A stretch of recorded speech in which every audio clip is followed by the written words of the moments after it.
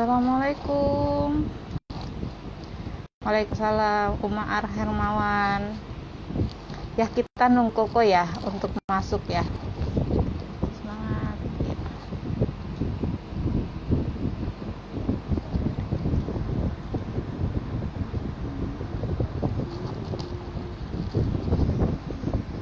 Assalamualaikum Teteh. Terima kasih.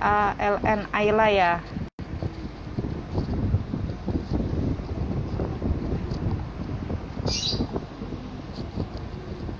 Mak semangat Pak kasih. Ya Allah Mak Erlin kasih ada 13 nungguin Koko nih sebentar ya. Bentar kita panggil Koko. Nih Koko gimana ya? Assalamualaikum Teh Fitri. Waalaikumsalam sayang.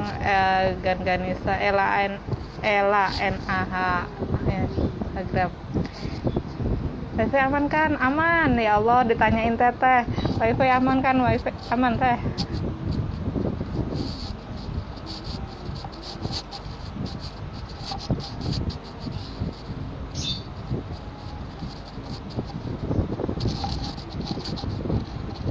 Waalaikumsalam.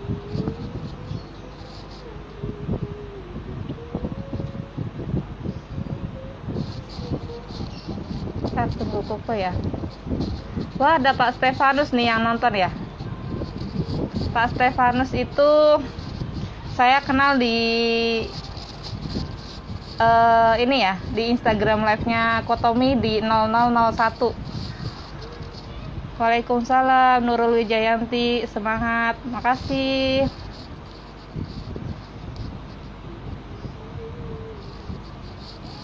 Koko belum gabung.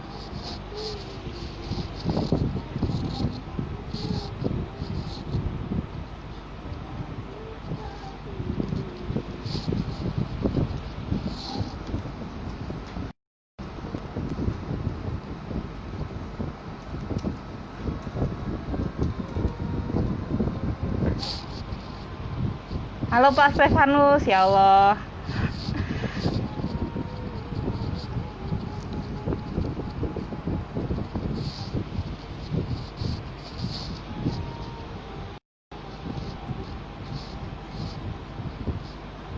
Pak Stefanus apa kabar nih? Selalu semangat nih kalau sama Pak Stefanus.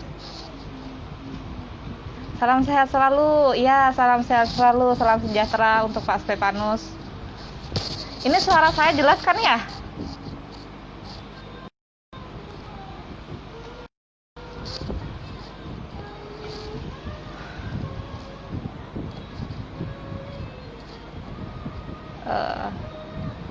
Sebentar sambil nunggu.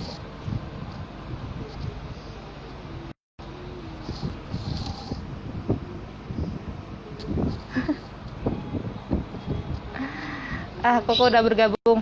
Oke. Koko udah masuk ya. Jelas banget, makasih. Assalamualaikum Teh. Waalaikumsalam. Hai Koko. Halo Sis Nima. Apa kabar? Salam sehat selalu. Salam sehat Koko, ya Allah. Ini salah satu mimpi aku nih, live bareng sama Koko nih. Alhamdulillah terwujud ya. Sama-sama. Masya Allah. Koko lagi sibuk apa sekarang nih kok?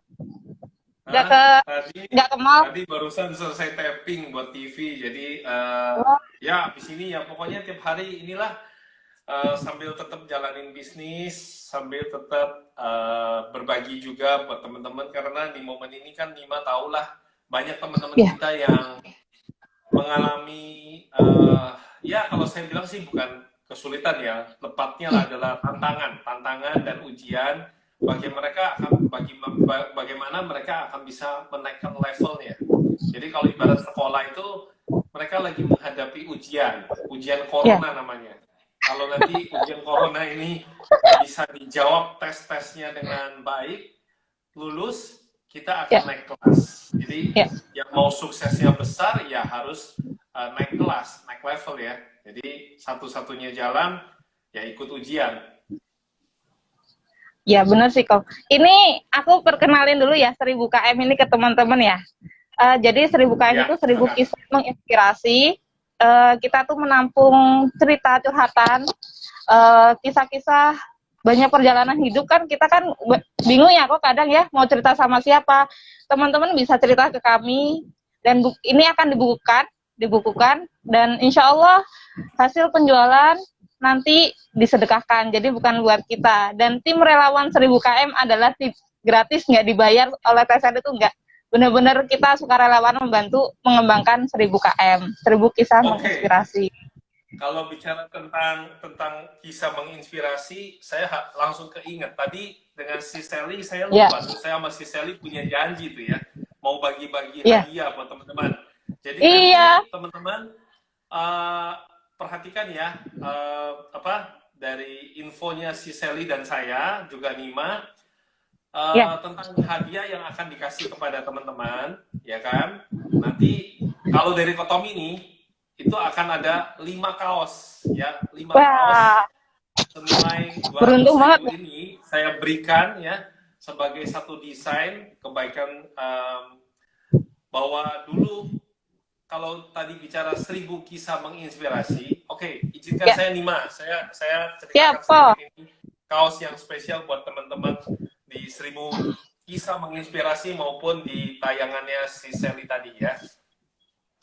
Jadi buat yang mention ke si Sally Giovanni tadi ya, dan juga ke 1000 kisah menginspirasi, Anda berkesempatan akan dipilih pemenangnya. Ada hadiah dari si Sally dan juga ada hadiah dari Kotomi. Dari hadiah Kotomi ada total langsung 5 hadiah deh ya. Itu adalah kaos ini. Nah, kaos ini kalau bicara tadi kisah menginspirasi, maka Kotomi mulai ya. Ini kelihatan jelas kaosnya? Jelas kok, jelas. Dan tulisannya apa? Lombok. Oke. Lombok ya. Bisa melihat ini, saya shoot ya lebih dekat. Ini warna di sininya warna apa? Jingga ya teh, jingga ya kok ya. Ini warnanya orange, orange-nya Harley Davidson. Oh iya iya kok. Oke.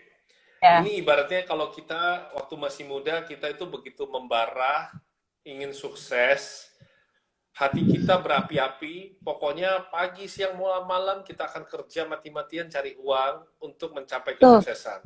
Dan kita berangkat dari titik yang terendah ini. Namun dalam perjalanannya, ketika sudah mulai sukses, kita memasuki fase ungu. Ungu itu adalah kita udah mulai punya uang. Jadi punya kemegahan, punya titel, punya jabatan, dengan segala perjuangan kita yang membara kemarin, kita mulai masuk ke zona ungu, di mana itu adalah lambang kemegahan dan juga kemakmuran serta kekayaan. Namun, di titik sini, itu mulai menghitam.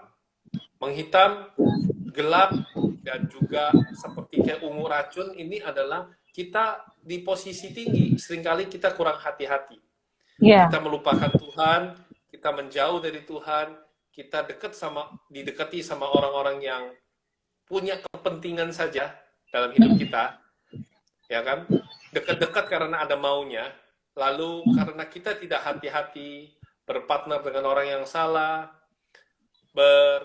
memberikan kepercayaan kepada orang yang salah, kita dikecewakan, dan akhirnya kita jatuh sakit sekali, jatuh kembali ke titik yang terendah. Nah, namun saat jatuh ke titik yang terendah ini, kita dalam posisi apa yang harus kita lakukan? Kita harus biru ini apa? Biru itu adalah kembali ke langit, kembali kepada sujudmu kepada Tuhanmu. Lalu beradalah dalam lingkungan yang positif. Biru itu lambang positif bahwa bagaimana kita itu harus seperti air ikhlas. Kita itu biru dalam laut, itu kita itu ikhlas untuk menerima kembali bahwa kita itu butuh sujud untuk berserah pada yang kuasa, dekat sama orang-orang positif, dan disitulah kita akan mengalami perjalanan diajak Tuhan dari titik yang terendah menuju ke titik yang terindah. Bedanya, dulu dua-duanya mengalami titik yang ini titik tertinggi, ini titik terindah. Bedanya apa? Sama-sama sudah dinaikkan levelnya. Sama-sama sudah dinaikkan. Bedanya adalah dulu yang di sini hanya untuk kepentingan diri sendiri. Namun ketika terjatuh, kita belajar bahwa hidup ini bukan tentang diri kita sendiri. Kita sudah ditolong Tuhan, maka kita harus berada dalam titik yang terindah ini, kita harus menjadi cahaya. Cahaya bagi sekeliling kita. Cahaya bagi dunia ini. Belajar untuk melihat air mata di balik hujan. Belajar melihat air mata di balik badai. Dan kalau di sini ada label Lombok, ini dulu kalau Kotomi pergi ke luar negeri, saya suka beli kaos yang ada tulisan kafenya itu, terus di bawahnya ada Singapura, ada Hong Kong, ada Paris, macam-macam. Nah, di sini Kotomi desainkan adalah tempat terjadinya musibah. Lombok ini beberapa tahun yang lalu ada terjadi gempa, ya, terjadi musibah di sana, dan Kotomi berkontribusi menolong, dan disitulah saya mengingatkan kembali kepada setiap diri kita, jadilah cahaya yang indah, jadilah cahaya bagi dunia, lalu bantulah di mana ada terjadi kesusahan, di mana terjadi musibah, marilah berempati kepada sesama. Dan ini adalah kontribusi saya dengan tulus kepada teman-teman yang bergabung di dalam membernya maupun yang ikut menyaksikan Instagram live-nya 1000 kisah menginspirasi maupun tadi dengan Sis Sally Giovanni. Anda akan terpilih 5 orang yang beruntung mendapatkan kaos ini. Kaosnya semua akan saya kirimkan ke Bali, ke tempatnya Sis Giovanni. Jadi nanti teman-teman, ayo silakan mention ke 1000 kisah menginspirasi 1000 km dan @Sis Sally Giovanni. Apa yang harus ditulis di komen? Yang harus ditulis di komen adalah kisah inspirasi positif apa yang teman-teman dapatkan dari sharing saya bersama Sis Sally Giovanni dan 1000 kisah menginspirasi hari ini. Jadi sekali lagi Kotomi kasih tahu cara memenangkan kaosnya, ada 5 disiapkan. Caranya adalah teman-teman berikan komen ya @Tommy Wong, Sally Giovanni, dan 1000 KM, 1000 kisah menginspirasi tentang inspirasi kebaikan apa yang Anda dapatkan yang dari Instagram Live hari ini. Ya, jadi belajar untuk kita menuliskan hal yang baik. Tujuannya apa, Kotomi? Saya ingin teman-teman menuliskan kebaikan ini agar teman-teman kita yang belum sempat nonton, mereka jadi bisa baca insight positif apa yang telah Anda rangkumkan buat mereka. Terima kasih ya. Jadi nanti tolong bisa di-share ulang ya apa yang kalian dapatkan dari hasil Instagram Live siang ini. Terima kasih. Ya Allah, Koko, itu kaosnya benar-benar penuh makna ya. Jadi saya sambil belajar filosofi warna nih. Sebentar kok ya. Gimana ini nih? Gimana komennya kok? Boleh di tempatnya, kan gini, mau komen di mana saja boleh, di tempatnya Nima yang boleh, penting di 1000 km boleh. Iya, saya mau bilangnya jadi 1000 km ya, padahal 1000 kisah menginspirasi. Amin kok. Iya, kemudian bisa di tempat komennya si Sally, bisa di tempat saya, tapi kan mudah, kami bisa tahu karena apa? Anda sudah ngetek kami Sally Giovanni. Semoga berhasil ya. Sebentar, tadi itu kita di sini ada beberapa yang ini kok yang ikut yang biasa nonton di 0001 nih, ada Pak Stefanus, Sinar Maju Berdikari, sama tadi ini setia banget sama Koko nih, Pak Stefanus, Masya Allah. Saya selalu Pak Stefanus, sama tadi ada Aileen ya, si Aileen. Iya.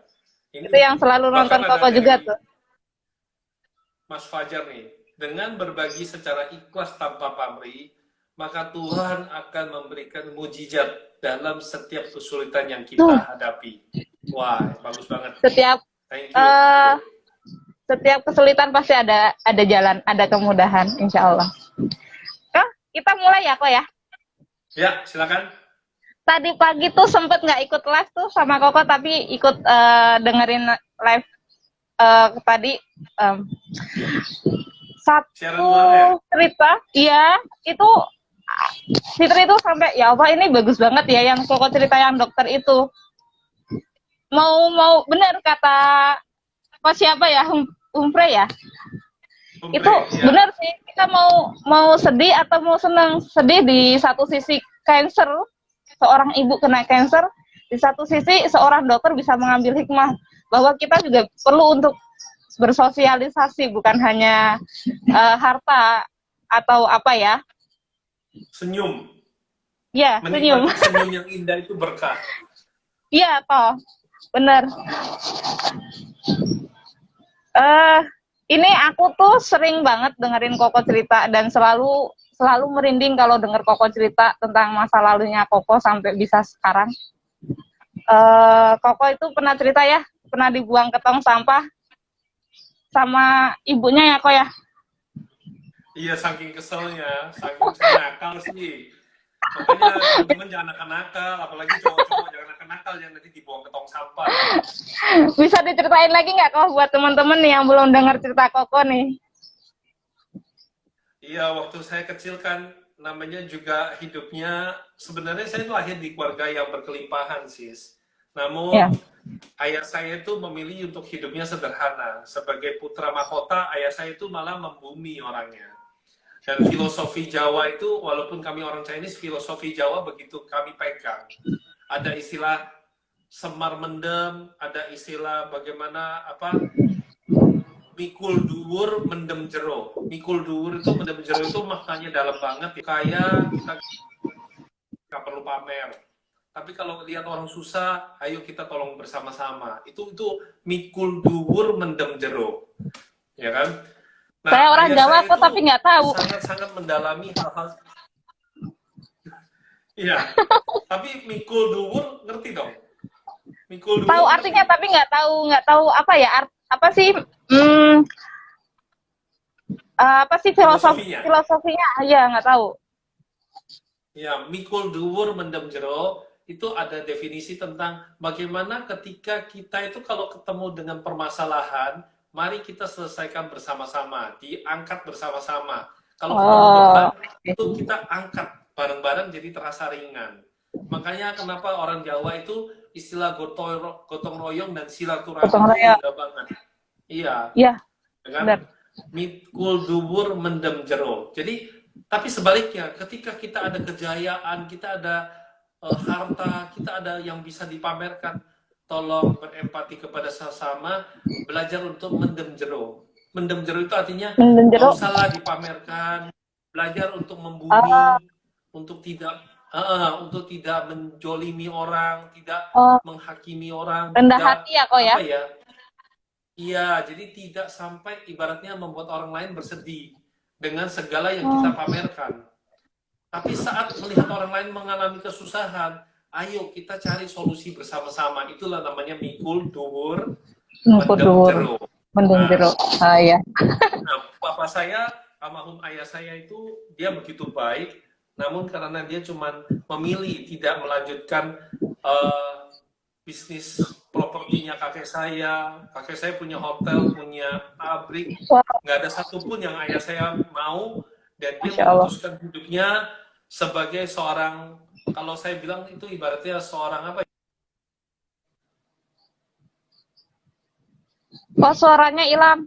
Seorang entrepreneur yang memulai dari nol, dia dagang soto, dia tidak mau dia tidak silau dengan kemilau harta. Dia memilih untuk jualan soto, dan itu seperti yang dikisahkan dalam buku Ting. Nah, namanya juga jualan soto, yo pas-pasan toh, gak mungkin sampai bisa inilah. Nah, namanya juga anak kecil, nakal gitu ya. Saya tuh orangnya nggak bisa diem, ya termasuk teman-teman kan ngerasain saya nggak bisa diem ya, sampai jam 12 malam semuanya tak gangguin gitu ya. Tapi seru kok. Iya, tapi seru kan, serius. Iya, diajakin untuk berdoa, diajakin untuk berprasangka berpikir positif. Tuhan. Ya, diajakin untuk bersyukur untuk semua live para mentor yang sudah didengerin seharian.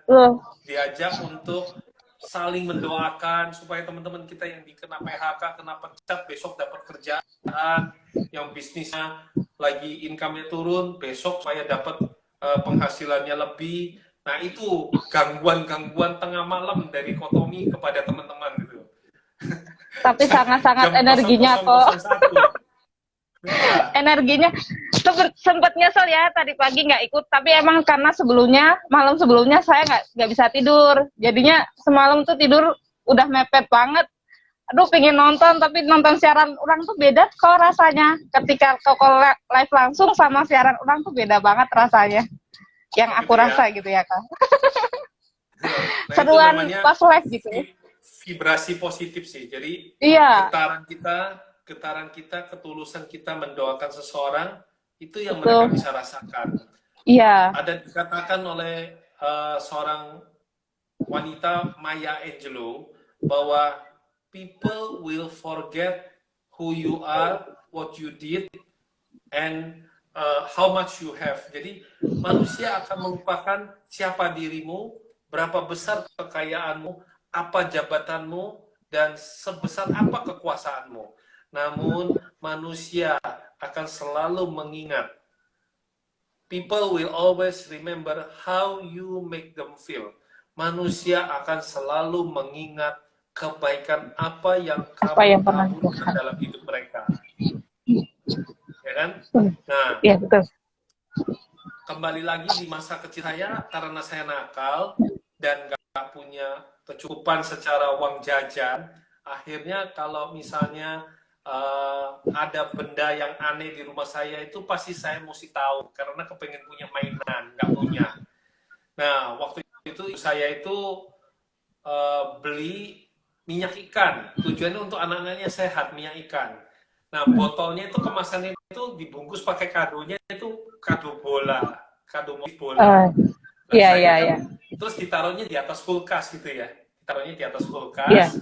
Lah saya kan namanya juga anak kecil, gak punya mainan, terus lihat Kepo ada ya, bungkus kadonya menarik, warna apa dari bahan bola gitu ya. Kepo.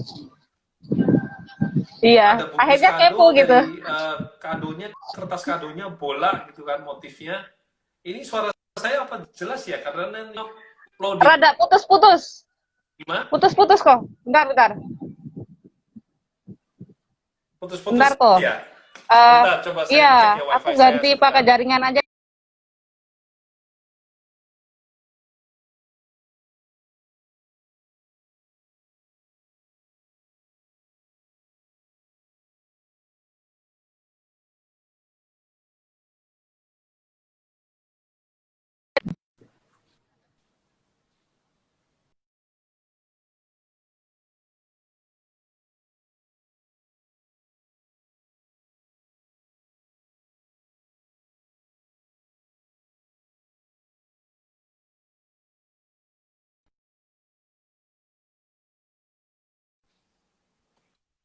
Halo Sis Nima. Gimana kok? Jaringan aku udah.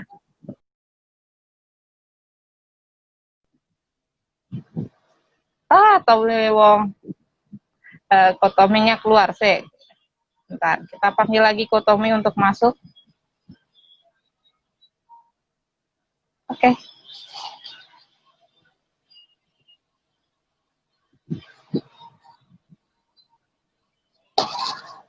Udah terhubung lagi. Koto maaf, jaringannya drop. Jaringannya drop. Udah terhubung Iya. lagi. Ya. Gimana nantinya Jadi kok? kondisi karena melihat itu ada kado yang dibungkus dengan kertas kado gambar motif bola yang bagus di atas kulkas. Jadi saya deketin kulkasnya pada saat ibu nggak ada dan ayah nggak ada, saya goncang-goncang tuh kulkas. Iya, saya goncang tuh kulkasnya. Kan ditaruhnya di atas kulkas kan. Iya. Jadi digoncang-goncang kayak gitu, akhirnya jatuh. Tapi kan itu namanya juga minyak ikan kan. Jatuh, apa yang terjadi? Botolnya pecah dari dalam dan keluar minyaknya semua. Keluar semua minyaknya. Wah, gimana tuh? Iya, wah ibu saya marah lah. Gila, kami keluarga hidupnya pas-pasan. Beli minyak ikan untuk kesehatan lumayan. Saya dan adik. Iya, begitu mahal, dijatuhkan begitu, ya kan? Ibu saya Iya. kesel bukan main. Saya diangkat ya. Terus Iya. kebetulan di Depot Soto itu persis sebelah rumah kami itu ada tempat bak sampah yang besar itu loh. Jadi Mm-mm. bak sampah itu kan biasanya kalau tong sampah kan kecil, tapi ini bak sampah. Iya. Jadi kami itu tinggalnya di daerah yang tempatnya sebelah rumah kami itu ada bak sampah yang besar yang merupakan tempat tampungan para warga kalau buang sampah mereka itu loh. Di Saya Surabaya saking ya, Mas, ya? keselnya, iya Kejadiannya ya? saking keselnya, ya buka itu baknya gitu kan. Hmm. Ini anak tiap hari di sekolahan udah kucel, berantem terus, baju seragamnya sobek terus, wis kadung kesel gitu ya, diangkat saya Lanjut ke, dimasukin ke dalam tong sampah, ya masuk terus Allah. ditutup, gitu, tutup, ya. Oh, Terus dibilangin, awas lo kalau berani keluar katanya gitu. Ya aku ya Allah. gak wani, gak berani dong. Ya saya cuma aja di dalam, cuman kan dalam mambunya nggak enak, baunya nggak Tapi enak. kan elap Ya kok. kadang-kadang saya buka cupnya, saya inceng-inceng keluar sampai nungguin ayah saya kalau kapan pulang gitu kan. Ayah saya pergi, saya berharap ayah saya cepat kembali. Dan benar, ayah saya itu biasanya jam 1 siang pergi, nanti dia menjelang maghrib dia akan pulang. Nah, saya tidur deh di dalam tong sampah itu sampai Ya maghrib, Allah. bunyi maghrib. Sempet Iya, tidur mau kok. gimana lagi? Iya, begitu maghrib, saya buka lagi itu tong sampahnya, baknya gitu, terus saya nginceng-nginceng, depot sudah tutup. Saya masih di luar ya, ibu saya tega banget ya sama saya, ampun deh. Tapi nurut Nah, banget ayah kok. saya belum pulang, nggak lama, ya bau banget deh, mampu banget, iya, bener. Nggak bayangin. Terus ayah saya naik beca, datang, dia turun, terus dia baru turun, saya inceng-inceng gitu ya. Tapi saya juga bingung sih mau ngomong apa sama ayah kan. Iya, tadi kan nggak boleh Dong keluar. saya nakal, terus ya saya cuma gerak-gerakin itu aja kan. Ayah saya bingung, dipikir ini apa ada tikus Kucing. gitu kan. Ayah saya buka baknya, kaget lah ayah saya. Hah? Nah ini anakku kenapa di sini? Wah ayah saya nangis, ayah saya itu orangnya baik gitu ya. Ayah saya nangis, dia bilang apa yang terjadi? Dia gendong saya, padahal saya udah mabuk, bau banget loh. Iyalah, dia peluk saya. sampah. Terus ya aku nggak enak sih. Saya merasa bahwa saya maskul gitu ya, merasa bahwa aduh saya ini udah salah ya. Saya ini punya ayah yang baik gitu ya. Terus ayah saya gendong saya, ya buka pintu depotnya dan masuk, terus ayah saya manggil ibu saya, ini kenapa Siting dibuang ke tong sampah ini, katanya gitu. Dia nanya saya kan, kenapa kamu? Ya dibuang sama mama. Kenapa mama buang kamu? Ya aku nakal. Tapi kenapa sampai harus dibuang ke tong sampah? Ya nanti papa tahu dah. Dan ketika mamaku ngomong, lu lihat nih anak lu nih, lihat ini minyak ikannya berapa ratus ribu, beli rusak hancur semuanya, minyaknya kemana-mana. Ayah saya bilang gini sama ibu saya, ini momen sentuhan saya sis, kenapa saya itu begitu kehilangan ayah saya ya, ya waktu dia kecelakaan, dia bilang sama ibu saya, ya udah sini, saya hajar deh, saya nakal, lu mesti hajar itu anaknya kurang ajar, ya, oke, biarin saya ngurus. Dia bawa saya ke kamar mandi dan mandiin dia ya? tutup pintunya. Ya dia tutup pintunya, terus dia itu ternyata sudah menyiapkan koran. Ayah saya itu kan dulu kalau orang-orang perhatian kita punya ayah ibu ya sukaan koran itu dilinting gitu loh. Dilinting. Ya kan? Ya dilinting itu ya. Terus ayah saya tutup pintu kamar mandi, saya itu dimandiin, selesai dia itu teriak-teriak gitu. Nakal kamu, kurang ajar ya. Nakal, lain kali berani nakal lagi enggak. Padahal itu dia pukul-pukulkan kelintingan itu ke tembok, arah dinding gitu. Pok gitu. Dan saya cekakak cekiki gitu. Terus dia bilang, kamu jangan begitu. Diem aja. Ayo. Pura-pura, iya papa, iya nakal, iya nggak berani nakal lagi. Maaf papa, maaf mama gitu. Mama jangan kasih papa pukul lagi gitu ya kan. Ya, saya bisikin saya gitu. Ya mau bagaimana lagi sis ya. Bahwa kadang-kadang ini makna dari ceritanya adalah terkadang kita memukul orang lain, menghakimi orang lain, kita berpikiran bahwa itu akan mengubah dia. Kita membuang dia ke tong sampah, itu ibaratnya kayak kita menghina teman-teman kita. Kita menyampahkan dia. Kita berpikir bahwa dia akan merubah mindsetnya dia. Sampah kamu gak ada gunanya jadi manusia. Otak udah, ya, macam bahasa binatang dikeluarin hanya untuk menyakiti perasaan orang lain. Semua sampah kita tuangkan ke teman-teman kita, keluarga kita. Padahal ketika mereka sudah menerima seperti itu, apakah mereka berubah? Enggak. Namun ketika seperti ayah saya, almarhum ayah saya, dia tidak menyakiti, dia menasehati, bahkan dengan tatapan matanya yang lembut, dia menggerakkan hati bahwa jangan nakal lagi, akibat dari kenakalan itu adalah merugikan sesama, dan di situ saya berubah menjadi anak yang baik.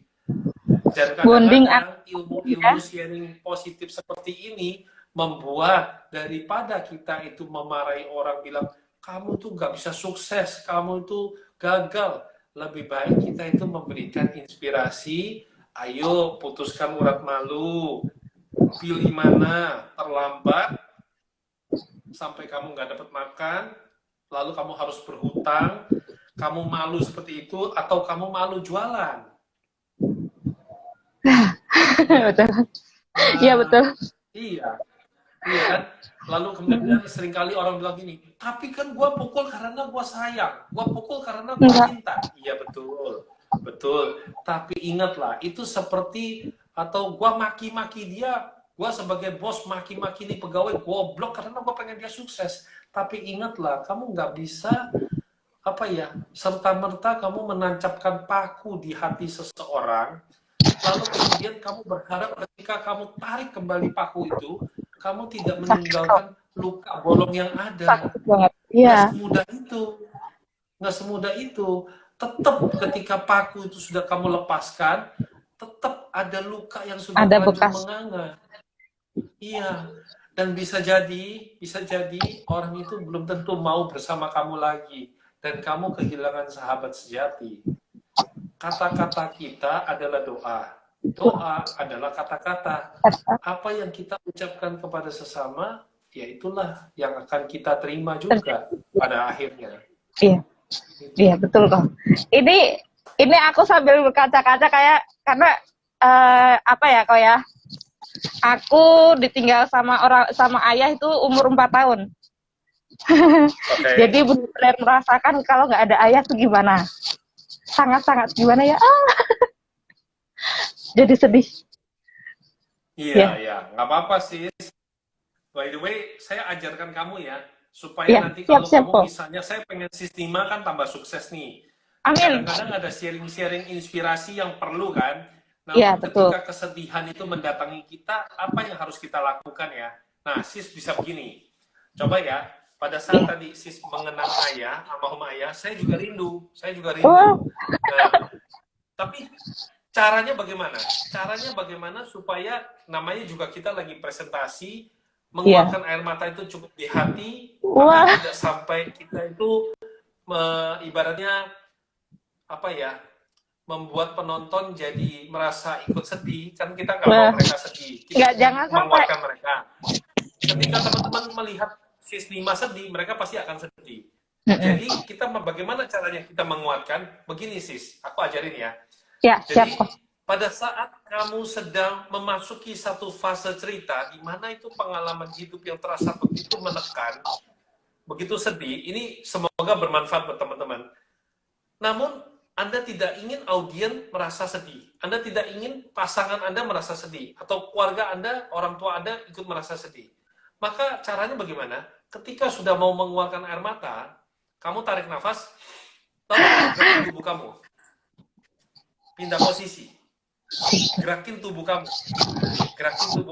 Nah, ya coba. Gerakin aja. Coba sekarang Sistima gerakin tubuh coba. Misalnya ke kanan dan ke kiri.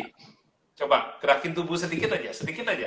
Gerakin tubuh, angkat tangan gitu. Ataupun mungkin kamu bisa, mungkin tangannya gini, tangannya di kepal gini. Coba. Nah, tiba-tiba nggak jadi keluar air mata kan? Oh iya betul Kak. Betul Iya. Kak.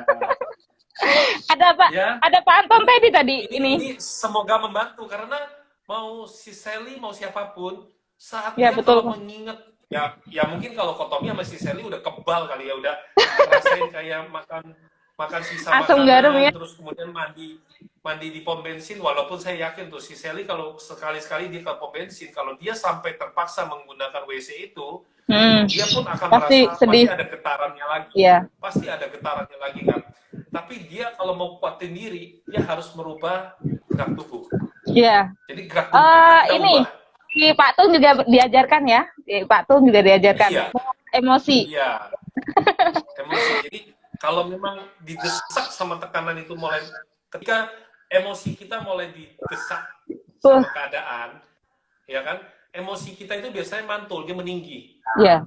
dia meninggi. Nah pada saat itulah IQ kita akan turun. Kita mulai nggak bisa ngontrol lagi nih gitu. Nah satu-satunya cara membalikkan keadaan yaitu kita gerakin tubuh kita. Ingat aja, pokoknya begitu mau ada gejala kayak gitu kita gerak. Langsung ya. Ya, tapi jangan sampai joget teletabis. Nanti audiennya kaget. Ya enggak juga kali Kak. Iya. Benar sih. Iya. Ya singkat cerita begitulah ya. Jadi Ya, siap. tidak semua persoalan dalam kehidupan itu bisa diselesaikan dengan kekerasan. Tapi seperti tadi sharing saya bersama si Sally bahwa dan juga Temanima, Ya. kita tadi bersilaturahmi dengan para mentor-mentor, ada Kang Dewa, ada Mas Ipo, ada Uncle Tibok. Itu kita memperlihatkan suatu hal yang positif kepada teman-teman bahwa apa? Iya. Indahnya Indonesia adalah karena silaturahmi. Betul. Baru-baru ini yang terjadi di Amerika itu karena apa? Mereka kehilangan silaturahmi. Mereka lupa sama ajaran nenek moyang kita tentang silaturahmi.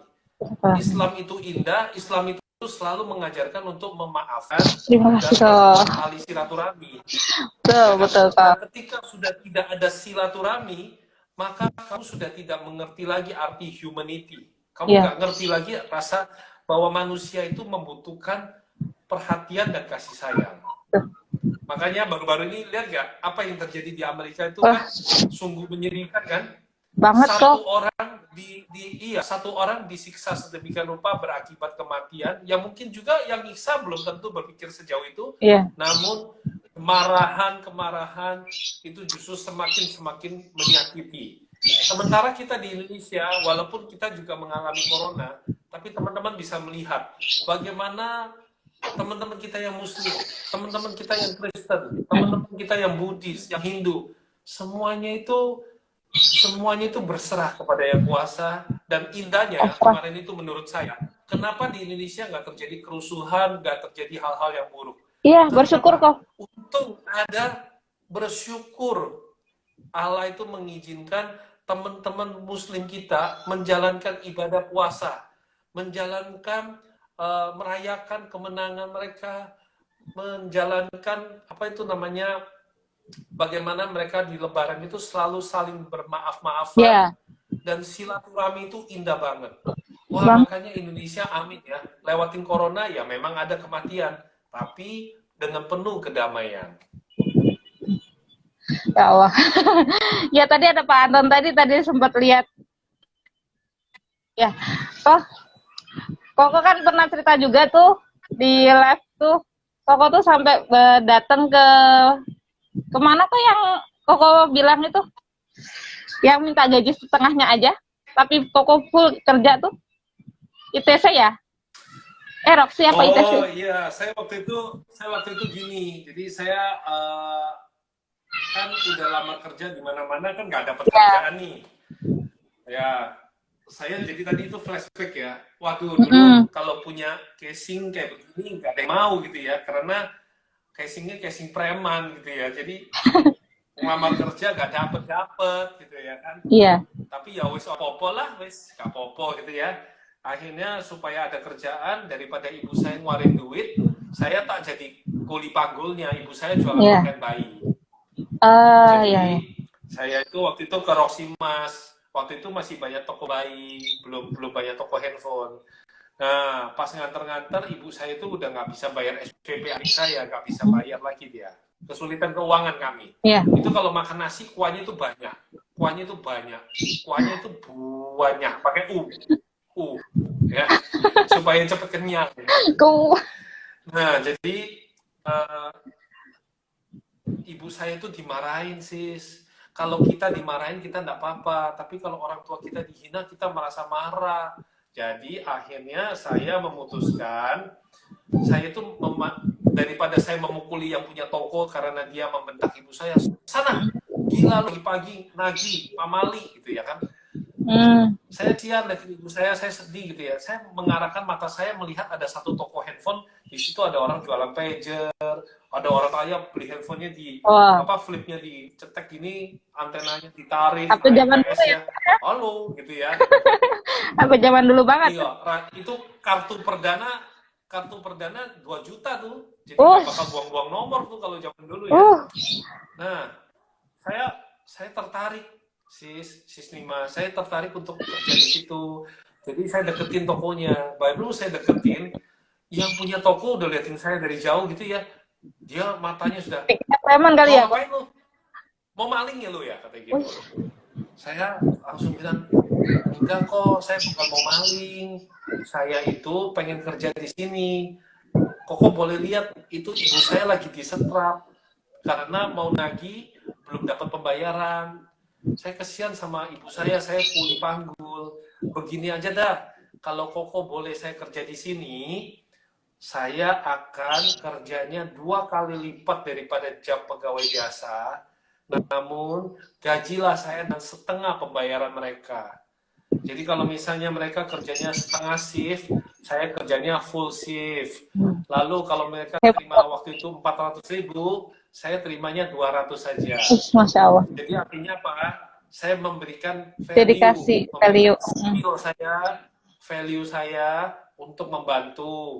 Tujuan saya membantu si punya toko, membantu ibu saya. Kira-kira kalau Sistima dapat pegawai yang kayak gini mau nggak? Mau banget lah kok. Ya. Mau banget lah. Ya kan? Nah, pasti orang mau kan? Karena apa? Antara value yang kita kasih, yang didapatkan lebih besar daripada yang ditawarkan, ya bukan? Iya betul. Ya. Nah, singkat cerita saya akhirnya bisa kerja di toko itu, dan di toko itulah dalam waktu 1 tahun saya sudah menjadi general manajernya. Tidak membohongi hasil ya kok ya? Langsung jadi manajer 1 tahun kemudian. Ini juga diajarin sama Pak Tung deh kalau nggak salah ya kak ya, ilmu ini. Pak Tung juga mengajarkan kita untuk berani memberikan value terbaik dari diri kita untuk orang lain. Membantu orang lain terlebih dulu sebelum kita dibantu. Iya, kalau kata Kang Dewa itu adalah sharing duluan, sharing kebaikan, baru jualin. Selling kemudian. Iya, selling kemudian, benar. Ya, Koko ini kan, aduh maaf ya, Koko ini udah banyak banget loh ngasih inspirasi, energi positif ya, termasuk ke saya pribadi ya. Saya tuh dulunya sangat-sangat, ya pikirannya ya kesana kemari lah. Tapi sejak nonton Koko nih, saya kenal Koko itu dari IG-nya Pak Tung. Kenal Koko tuh malah makin berpikir positif, dibawa semuanya. Ya udahlah ke Tuhan gitu. Apa-apa ya udah ke Tuhan dulu gitu. Baru kita bisa cerita sama orang kalau kita sebenarnya nggak bisa mengungkapkan gitu ya kok ya. Iya, cerita itu doa itu butuh copywriting yang tepat. Jadi kalau kita mau doa, Sistima boleh tuliskan dulu. Biasanya kalau kita doa asal doa, kita itu jadinya nggak terarah. Yang didoa juga tentang diri kita saja. Tapi kalau misalnya doa itu dituliskan dulu, itu akan menjadi pedoman yang indah. Sehingga pada saat kita menuliskan, kita tuh tahu, oh tujuan saya minta ini adalah karena apa. Iya. Kita juga jadi punya prasangka baik sama Tuhan. Jadi setiap kali, kok saya sudah doa, Tuhan nggak jawab. Saya sudah doa, Tuhan nggak jawab. Ya kan? Kenapa? Karena doanya kita itu nggak ada kekuatan dasarnya. Value-nya nggak ada. Purpose-nya juga nggak ada. Purpose itu Hmm. tujuannya. Untuk apa? Tujuannya. Coba ya, misalnya kita sama-sama tes. Kita sama-sama tes nih ya. Tuhan, berikanlah aku rezeki untuk bisa hari ini mensedekahkan untuk 10 bungkus nasi Oh. bagi anak-anak di jalanan. Insya Allah, teman-teman Muslim kita, itu akan dijawab. Itu akan dijawab. Karena apa? Tujuannya jelas. Berasa nggak ada nilai kekuatannya? Padahal kotomi belum benar-benar terjadi, tapi Sistima merasa yakin nggak? Sistima sanggup? Ya, sanggup. Dimudahkan. Ya, sepertinya kayak 10? dimudahkan gitu ya, kok ya. 10? 10 sanggup. Ya. Tapi kenapa ketika, coba saya sekarang tes ya, kita doa lagi ya, kita doa lagi. Bedanya kali ini kita doa nggak ada ketik, nggak ada tulisannya, nggak ada arahnya, nggak ada tujuannya. Oke, Tuhan, berikanlah saya kesuksesan. Saya bingung, kenapa Mister ini bisa punya helikopter, Mister ini bisa punya kapal mewah, tapi kok saya jalan kaki. Tuhan, besok pagi saya bangun, Tuhan siapin kendaraan yang bagus buat saya. Amin. Mimpi. Lalu kamu tidur. Kenapa barusan nafas kamu langsung kayaknya gitu, kenapa? Mimpi banget. Ngomong tentang memberi 10 bungkus nasi kepada anak yatim piatu, kamu bisa kok, Tommy, bisa. Nah, tapi kenapa tadi berdoa kayak begitu kamu langsung kayaknya nggak kemana-mana gitu kok. Kayaknya mimpi banget gitu. Lu mau nggak kerja gitu langsung dapetin kan nggak mungkin gitu. Iya, kalau manusia saja melihat doamu itu tidak ada kelayakan, apalagi dia sang maha layak. Ya. Apa yang melayakkan dirimu untuk ditolong oleh sang maha layak? Dia mau kamu jadi. Tapi apakah doamu itu mengandungkan hal yang baik, kemanfaatannya bagi sesama? Nggak ada value-nya. Yang kamu mau lakukan, kita semua tahu. Kamu ketika sudah dituruti, kamu akan memamerkan kapal pesiarmu, tapi kamu tidak siap untuk membayar pajaknya. Yeah. Kamu akan menjadi problem, menyusahkan orang-orang. Kamu akan pamer, lalu kamu nggak siap dengan pajaknya, yang ada akhirnya berujung kesusahan dalam hidup kamu. Kamu naik kapal pesiar yang kamu nggak butuh, kamu naik helikopter yang kamu nggak butuh, kamu naik mobil sport yang kamu nggak butuh, kamu dikasih pun kamu nggak sanggup bayar pajaknya. Ketika kamu nggak sanggup bayar pajaknya, kamu berani pakai barang-barang seperti itu, yang ada nanti gayamu menuntutmu ke neraka. Gaya hidupmu menuntut kamu ke neraka. Tapi ketika kamu makan bakso, makan nasi bungkus bersama anak-anak yatim piatu, maka insya Allah berkamu tuh ada. Puji Tuhan berkamu tuh ada, karena kamu masih mampu. Besok pagi kamu masih mampu membeli lagi. Tapi kan sekarang kalau kamu mendadak dikasih mobil mewah ini, kamu sanggup nggak bayar pajaknya? Kamu punya kelayakan nggak untuk memakai barang ini? Percayalah teman-teman, ketika kita sudah punya keselarasan, punya kelayakan, maka kita akan dipertemukan. Kita akan dipertemukan. Kenapa saya nggak bisa sukses besar? Kenapa saya nggak bisa punya barang mewah? Karena kelayakan kita belum sampai pada levelnya. Allah tahu dan timingnya. Tuhan itu maha baik. Tuhan itu sungguh baik. Dia tahu kesulitanmu. Dia tahu air matamu di masa mendatang. Dan dia tidak mengizinkan kamu jatuh terpuruk dan mengeluarkan air mata. Dia tahu bahwa kamu nggak sanggup bayar pajak nanti, kamu akhirnya utang kemana-mana. Betul. Jadi daripada dia melihat kamu jatuh susah, dia tidak memilih untuk memberikan kamu mobil mewah ini. Lalu dia memberikan kamu satu kekuatan bahwa dia temani kamu melewati fase-fase kesusahan. Kamu berjuang seperti si Sally, yang hari ini mungkin dia mau beli apa saja bisa. Tapi dia tidak mau melakukan semua itu. Karena bagi dia, hidup bukan lagi tentang barang yang dia punya. Ada nilai-nilai value lebih. Makanya dia bisa nggak untuk sekarang beli mobil mewah, dia jalan-jalan, dia nggak mau tahu. Bisa. Tapi dia memilih untuk Instagram Live, menebarkan kebaikan bersama Sis Mima, membuat 1000 kisah Bisa menginspirasi, menginspirasi. bukan sibuk membeli mobil mewah atau apa, tapi malah menguatkan teman-teman UMKM, menguatkan saudara-saudari kita yang saat ini mengalami kesusahan, dan si Sally bersama Nima ingin bahwa inilah saatnya saya menabur benih-benih kebaikan. Karena sekali lagi, kalau bahasa dikotomi adalah puji Tuhan, kalau bahasa di teman-teman muslim kita adalah insya Allah, bahwa apa yang kita taburkan hari ini, Kan kita semua. apa kebaikan yang kita berikan kepada orang yang membutuhkan hari ini adalah cara kita membantu diri kita di masa mendatang. Betul, Kak. Amin. Amin. Pertanyaan selanjutnya nih, Kak. Koko kan pernah tuh di puncak tertinggi karirnya, terus tiba-tiba dihianati, gimana tuh perasaannya? Pernah nggak ada kata seandainya bukan aku, atau kenapa aku harus begini? Pernah nggak sih, Kak, terlintas pikiran seperti itu, Kak? Wah, ini sistema ini beda sama si Sally nih. Kalau si Sally adem ayam, ini nancep nih dari tadi nih. Yang tadi digituin, makanya beberapa kali urat apa.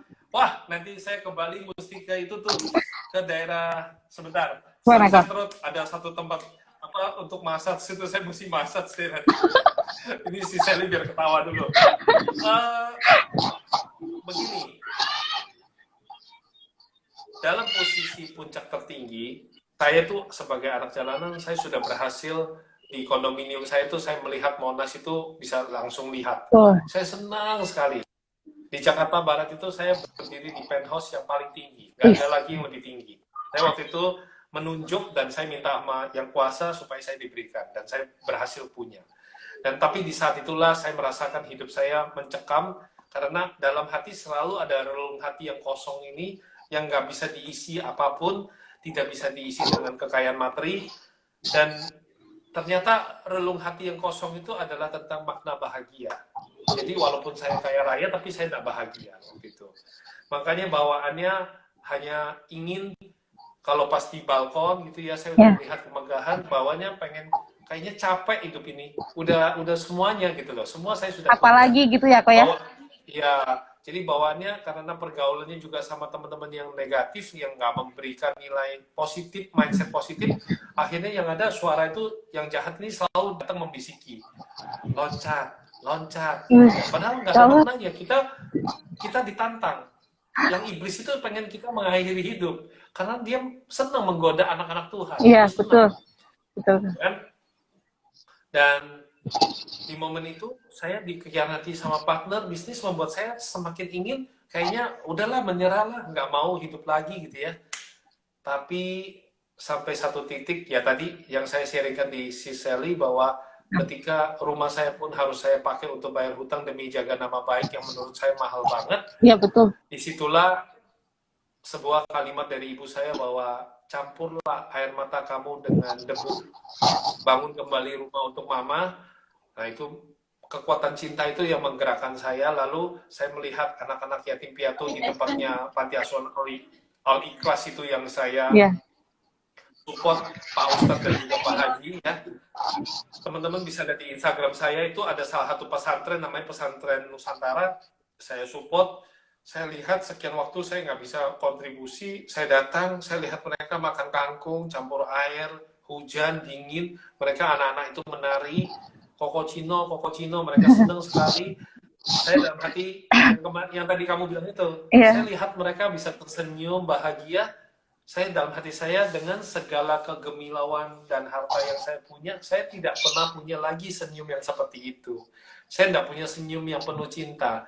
Senyum saya adalah senyum kepalsuan, senyum pertandingan. Biar menutupi ya, kok. Hari ini mau jatuhin siapa? Ya.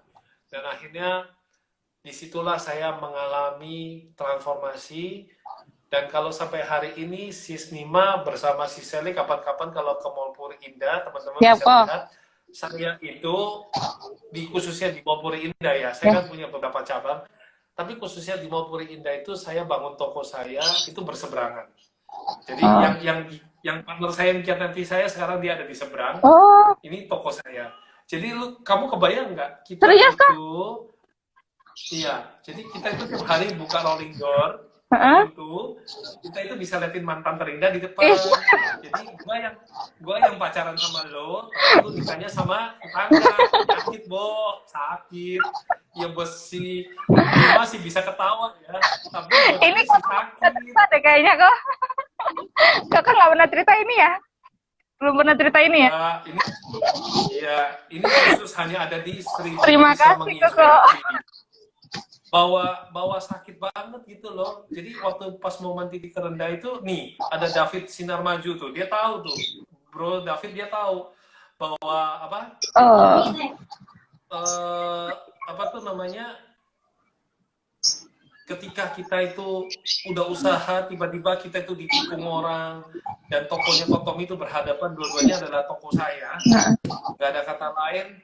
Setiap hari buka pintu yang ini, itu darah keluar dari hidung saya, air mata keluar, dan saya sampai sekian waktu nggak bisa nerima.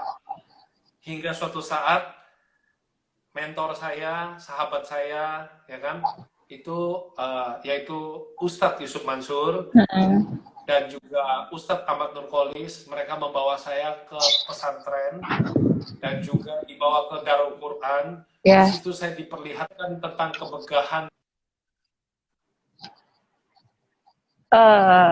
Loading dong. Loading dong. daripada bangunan Darul Quran. Di sana saya diperlihatkan dengan kemegahan Darul Quran, dan di situ saya ditanya sama Ustadz, Tom, katanya, kamu tahu nggak ini milik siapa? Yang namanya juga orang lagi stres kan? Iya. Tiap hari liatin mantan terindah di depan gitu kan, sakit gitu ya, nggak gimbal, pusing gitu.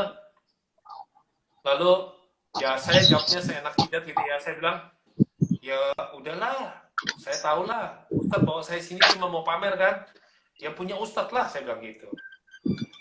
Tiba-tiba saya itu ditampol pipinya gitu loh, gitu.